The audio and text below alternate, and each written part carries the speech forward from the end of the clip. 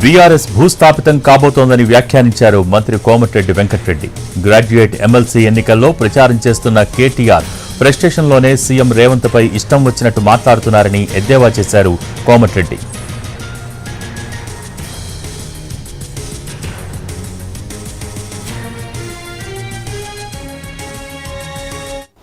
BRS party అనే party అంటే BRS కానీ టీఆర్ఎస్ కానీ వాళ్ళు మార్చుకున్న పేర్లు కానీ మొత్తం కూడా భూస్థాపితం కాబోతున్న సందర్భంలో ఫ్రస్ట్రేషన్లో ఒకవైపు ఇంట్లో ఫ్యామిలీలో వాళ్ళ చెల్లె జైల్లో ఉండడం, అది బెయిల్ రాదని తెలుసా ఆయన.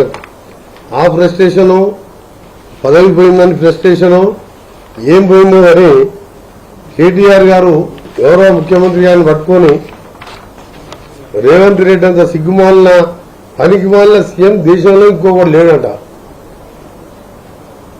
అంటే ఎందుకు ఉచితంగా 50 కోట్ల మంది మహిళలు ఇవాళ ఆర్టీసీలో ప్రయాణం చేయడానికి రోజు 15 కోట్ల రూపాయలు భరించి చేయడం తప్ప 500 గ్యాస్ సిలిండర్ ఇచ్చి సంవత్సరానికి 3 సిలిండర్ వాడినా అదొక 2000 రూపాయలు ఇవాళ ఉచితంగా ఇస్తున్నందుక